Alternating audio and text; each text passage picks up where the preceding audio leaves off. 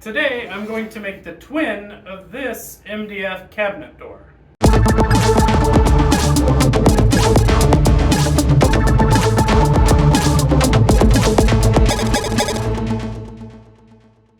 I started this project out by sharpening my pencil on my random orbital sander.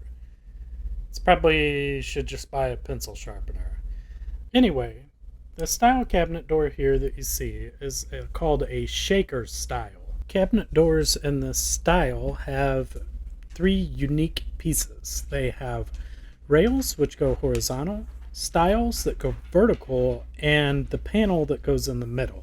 The width of the rails and stiles from the edge of the cabinet door to the panel in the middle on this specific cabinet door are 3 inches.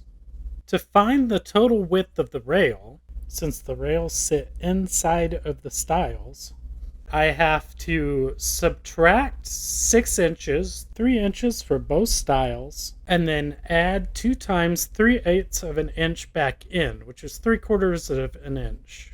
Now I have to do that because the groove that the panel sits in is 3/8 of an inch deep. That means that 3/8 of an inch of the rail will actually sit inside the groove of the stile. You can see me measuring that here. Now, if I completely confused you with my jargon, lingo, mumbo jumbo, here's a nice visual of how it all ties together. Moving over to the table saw, I set the fence here at 3 inches so that I could cut the 3/4 inch MDF that I have here into rails and stile. Once I had those cut, I marked out the total length that I needed for both the rails and the stiles. I remember that complicated rail length that I needed, and I cut them down here on the miter saw. And here you can see the router bit that will cut the positive profile in the rails. This will sit in the groove of the stiles. And here is the router bit that cuts the groove on both the rails and the stiles. On the router table, I like to place a straight edge against the bearing. The bearing will right against the wood, and if I use a straight edge on the fence on the router table that I have here, that'll mean it'll be perfectly aligned with the bearing. And I did my best here to get the height of the router bit correct, but you can see I am a little bit too low. Now, if I had a really bougie router table, other than this thing that I kind of cobbled together, I might be able to be a little more precise with how I set the height of the router bit. Now, since I don't have that bougie shit, it's a bit of trial and error. If I leave it at the height that it's at, I'll end up with this slippage as you see here. So I went back to the router table, grabbed a piece of 1/4 inch plywood that I had sitting around, and used that as a template to set up the height of the router bit.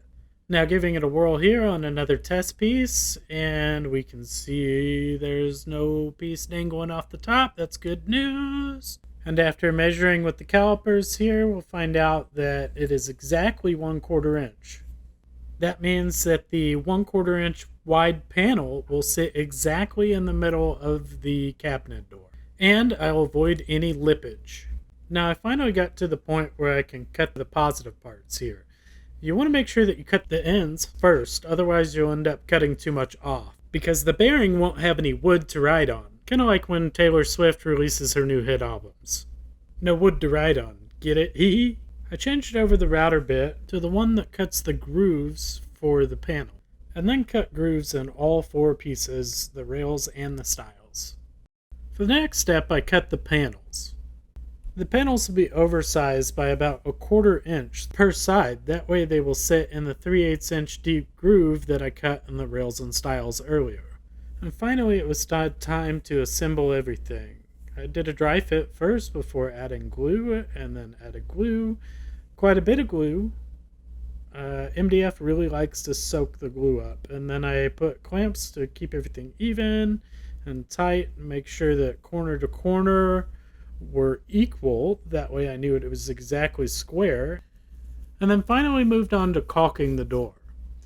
Now there are a couple little tricks to caulking. One of them is using those little threader tools, and another is using these little wire nuts to keep your caulk nice and fresh.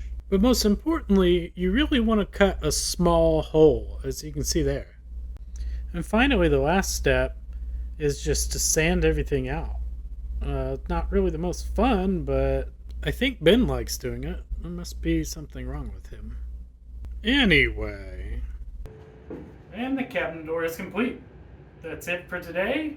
Thanks for watching. Make sure to like, comment, and subscribe. See you next time.